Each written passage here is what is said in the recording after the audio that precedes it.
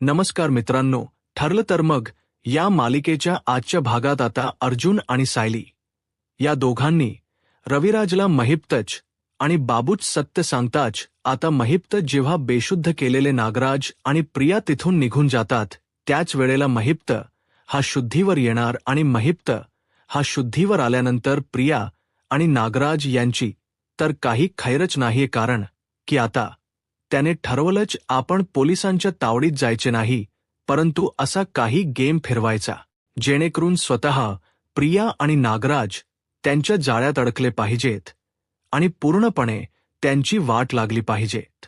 यामुळे आता महिप्त हा प्रिया व नागराजच सत्य हे जेव्हा रविराजला निनावी कॉल करून सांगणार तेव्हा पुढे नेमकं काय घडणार आहे। आता नागराजच सत्य समजल्यानंतर रविराजच पुढचं काय पाऊल असणार आहे आणि महिप्त यांचा गेम कसं संपवणार हे सगळे आपल्याला आजच्या या भागात पाहायला मिळेल, त्यामुळे व्हिडिओ अगदी शेवटपर्यंत नक्कीच बघा। तर मित्रांनो, आतापर्यंत आपण मालिकेत पाहिलं होतं की सायली व अर्जुन दोघेजण रविराजला भेटण्यासाठी निघालेले असतानाच तिथे प्रिया आलेली असते आणि प्रिया लग्नावरून तुळजापुरातून परत आली हे समोर जेव्हा घरातले पाहतात, कोणी तिला भाव न देता तिथेच तसे नाश्ता करायला बसलेली असतात, तेव्हा कल्पना ती गेल्यानंतर म्हणते की हिचा चेहरा असा होता जणू काही घडलेच नाहीये तुळजापुरात। तेव्हा मग तिला प्रताप विचारतो की काय झालं, म्हणजे असं नेमकं काय घडलं होतं तिथे। तेव्हा कल्पना म्हणते की आता काय बोलणार या मुलीबद्दल हो, तिथे ना लग्न करायच्या वेळेलाही तिकडच्या अपोजिट पार्टी म्हणजेच रुद्रशी लग्न करायला बघत होती, ती 6वी त्यांना सामील होती आणि म्हणूनच ही मुलगी तिथेही काही ना काहीतरी करतच होती, म्हणजे वाईट लोकांना साथ देण याचे काम प्रिय तिकडे करायला गेली होती, परंतु तिथे तिची काही डाळ शिजली नसेल आणि सायली अर्जुन ज्यांना सपोर्ट करत होते ते म्हणजे आपले रुद्र आणि गिरिजा दोघजणांचेही लग्नली, परंतु ही प्रिया तोंड पाडून इथेच आली। अर्जुन म्हणतो पण प्रश्न असा पडतो की ही प्रिया म्हणजे इतका वेळ काय करत होती तिथे, आपण तर काल चालो होतो, पण ही अजून तिथे काय करत होती माहीत नाही।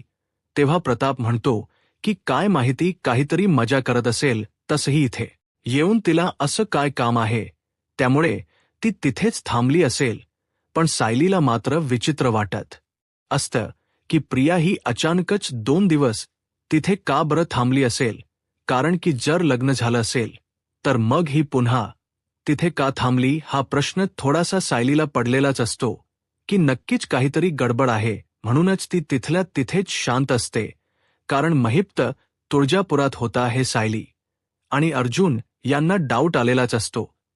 तर इथे आता महिप्त हा शांत असताना म्हणजेच तिथून निघून जाण्यासाठी नागराज आणि प्रिया दोघांनीही त्याला गुंगीच औषध दिलेलं होतं, म्हणजे रुमालावरती गुंगीचं औषध टाकून जवळजवळ 5 ते 6 तासही तो म्हणजेच झोपून राहील किंवा दिवसभरही इतक्या प्रमाणात तिने गुंगीचा औषध रुमालात टाकून महिप्तच्या नाकाजवळ तो रुमाल नेलेला असतो। महिप्त म्हणतो की हे बघ, आता जे काही वागते ना त्याच्या दुपटीने तुम्हाला भोगावं लागणार आहे, लक्षात ठेवा, काही झालं तरीही महिप्त आणि महिप्त तुम्हा दोघांनाही सोडणार नाहीये, लक्षात ठेवा।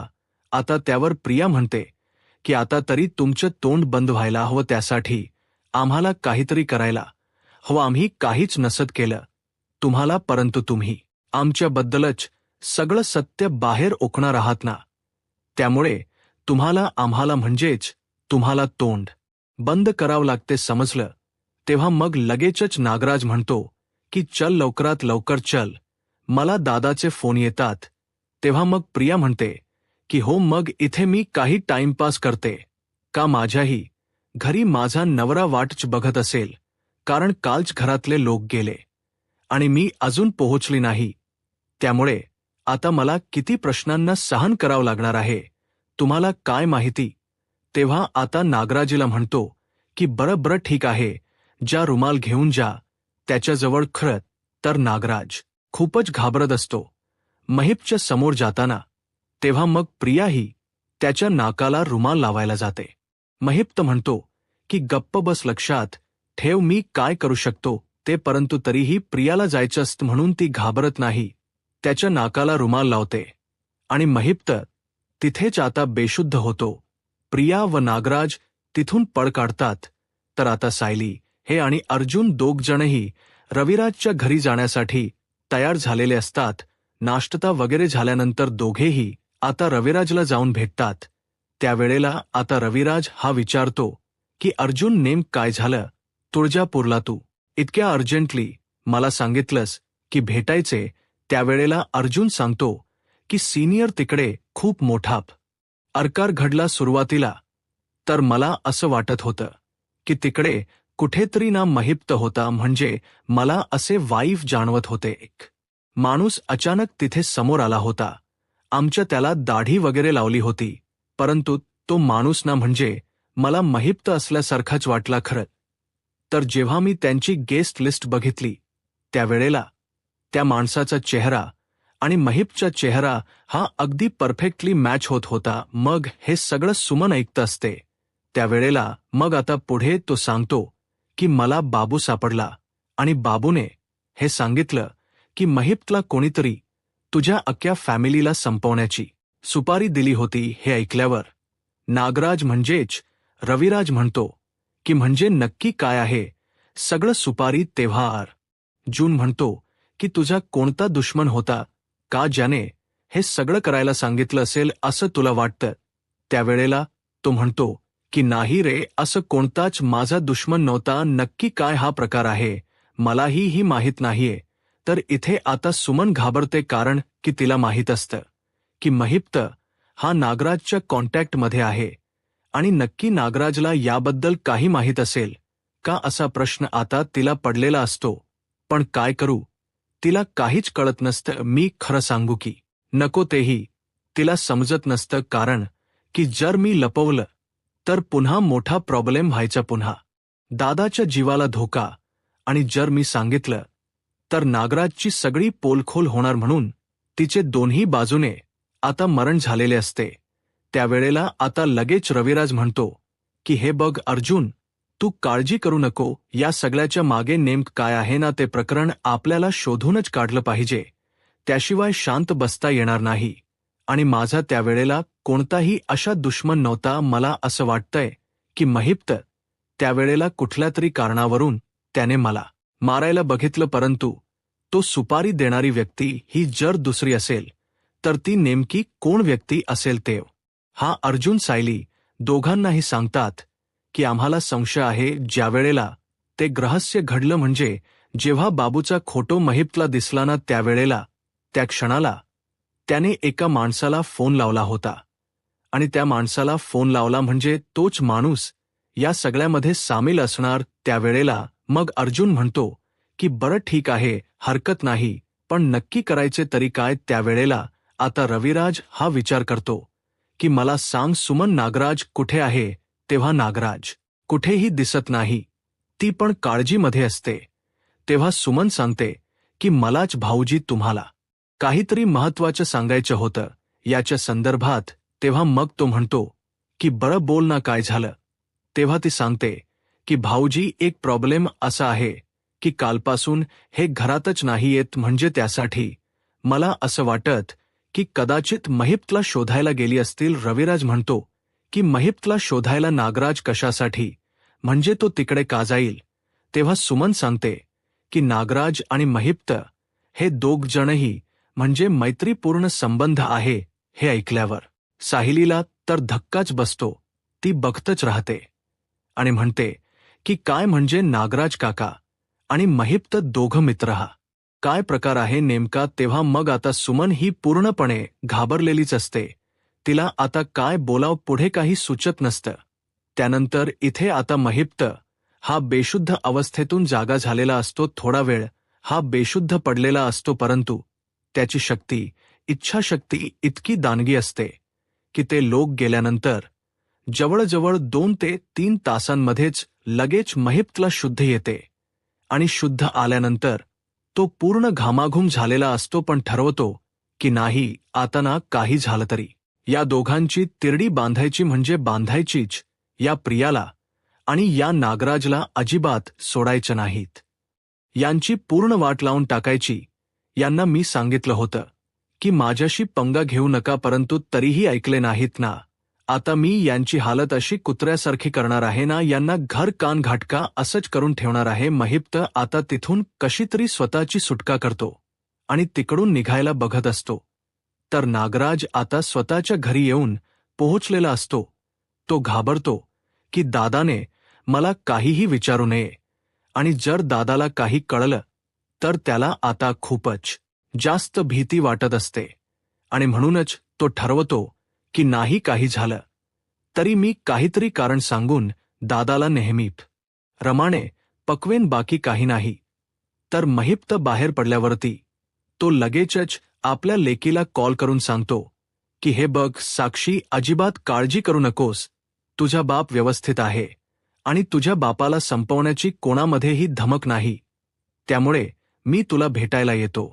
आता नागराजच्या नाकावर टिचून महिप्त तिथून निघून आपल्या लाडक्या लेकीला साक्षीला भेटायलाही पोहोचलेला असतो. आता साक्षीला तो घडलेली सगळी व्यथा सांगतो. म्हणजे हे बघ बाळा, मला पोलीस पकडून नेणार होते, पण मी तिथून पळून तुळजापुरात जाऊन लपलो तर काय, तिथे एका लग्नासाठी अर्जुन आणि साहिली पण आले होते आणि ती प्रिया ब्ली ती पण होती. इथे तुला माहिती नाहीये अग ती मुलगी कसली डेंजर आहे ते त्यांनी मला डांबून ठेवलं होतं. आता हे ऐकल्यावरती साक्षीला पण धक्का बसतो की काय अण्णा, म्हणजे यांची एवढी हिंमत झाली. तर तो म्हणतो की यांचे म्हणजे अग तो नागराज पण तो पण होता तिच्याच्या सोबत. त्या दोघांनी मिळून हे सगळं केलं. माझ्या डोक्यात काठी पण त्या नागराजनेच घातली होती बेशुद्ध पाडण्यासाठी. तेव्हा मग आता ती म्हणते की म्हणजे याचा अर्थ ते नागराज इथे येत होते हे तुमची माहिती काढण्यासाठी. त्यांना असं वाटत असेल की कदाचित तुम्ही इथे असाल, म्हणूनच ते सारखे सारखे येत होते. आता हे ऐकल्यावर त्याच टाळक सटकतो. तो म्हणतो की हे बघ बेटा, आता पुन्हा कधीही तो इथे आला ना तर त्याला अजिबात आतमध्ये घ्यायचे नाही. आता तो मस्तपैकी लेकी सोबत गप्पा मारत असतो आणि घडलेला प्रकार सांगत असतो सायली आणि अर्जुन. आता त्या दिवशी निघून गेलेले असतात. नागराज हा दुसऱ्या दिवशी आलेला असतो आणि त्याला पाहिल्यावरती आता रविराज म्हणतो की आता मी याला खरं काय ते विचारणारच आहे, कारण की पाणी आता डोक्यावरून गेले. याला काहीच विचारलं नाही तर हा मोकाट सुटेल, त्यापेक्षा याला मी सत्य काय ते आता विचारणार म्हणजे विचारणारच.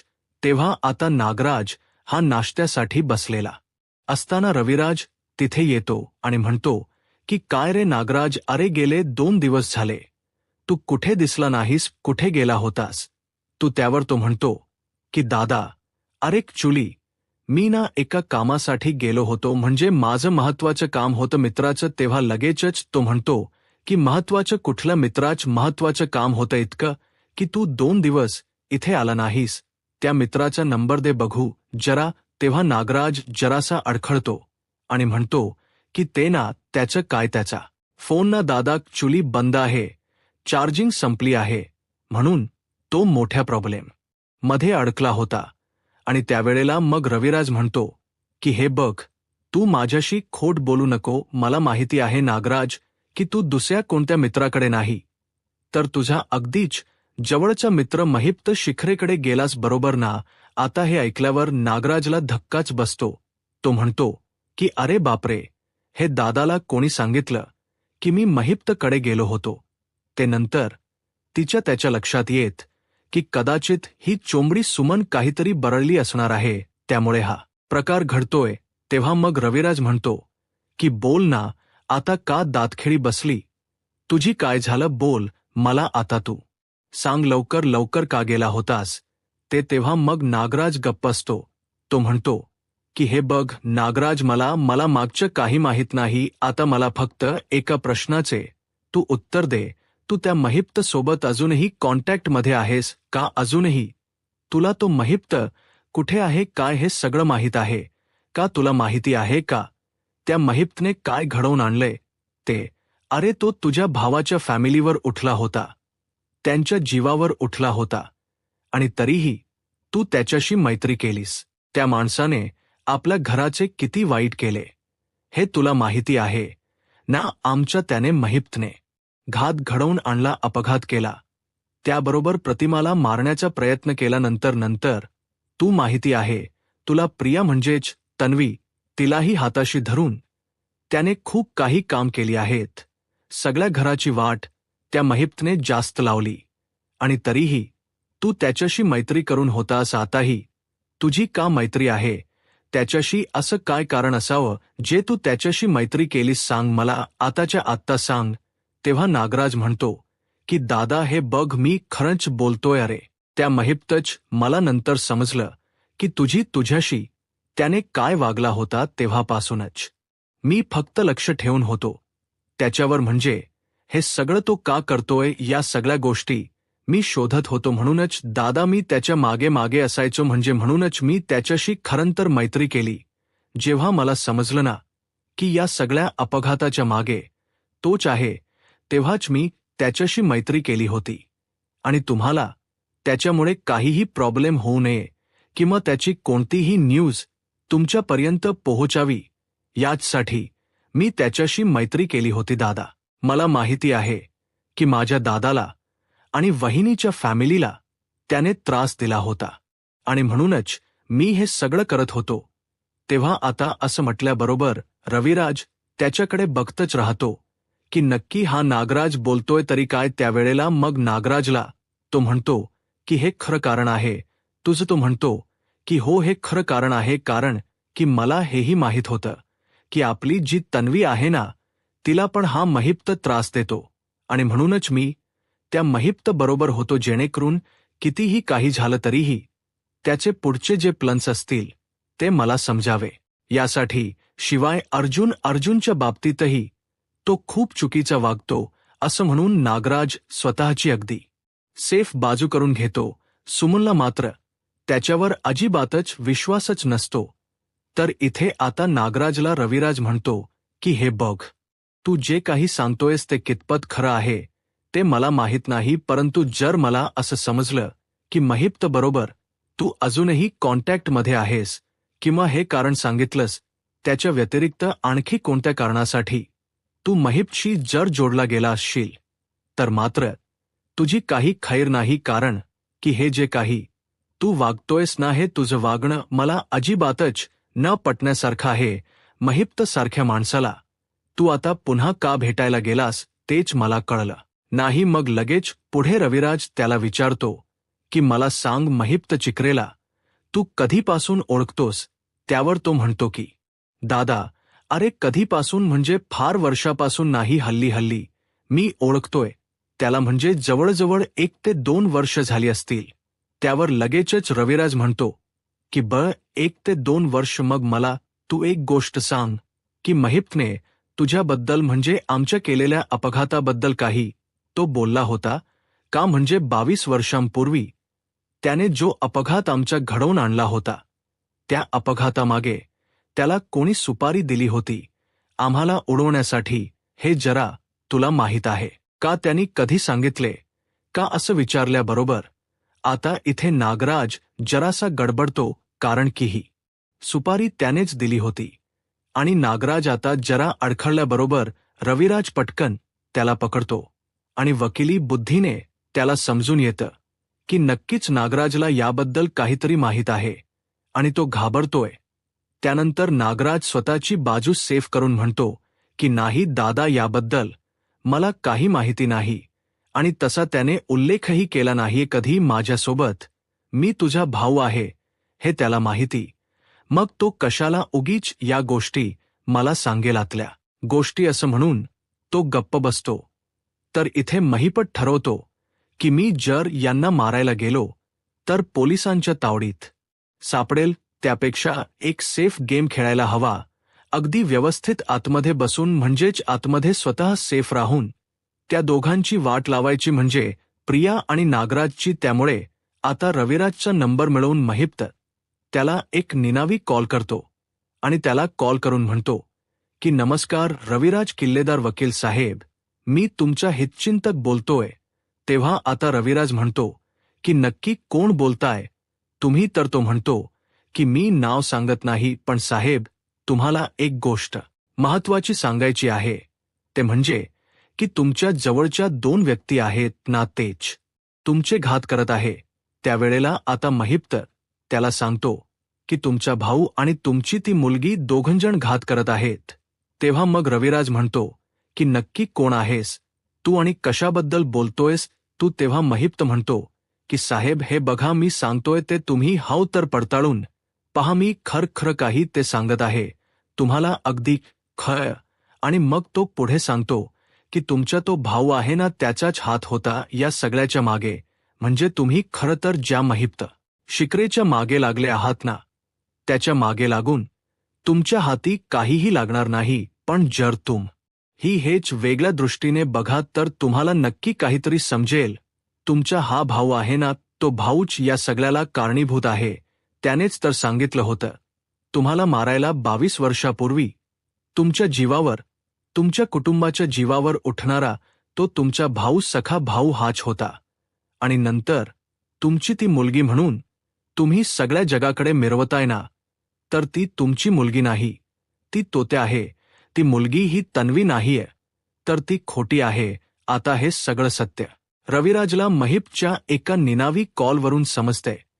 त्यामुळे त्याला या सगळ्या गोष्टींचा जबरदस्त अगदी धक्का बसलेला आहे. आता नागराजच सत्य देखील त्याच्या समोर येते आणि प्रिया म्हणजेच बबलीच सत्य देखील त्याच्या समोर आलेला आहे. आता जेव्हा रविराजला या गोष्टी समजतायत, तेव्हा रविराज या गोष्टींची पडताळणी कशी करणार आणि हे यामागच सत्य म्हणजेच तन्वी आणि नागराजचे सत्य तो कशा प्रकारे शोधणार आणि दोघांची ही वाट लावणार आहे. आता पुढे काय होईल हे पाहायला आत्ताच माझा महाराष्ट्र या यूट्यूब चॅनलला सबस्क्राईब करा. धन्यवाद.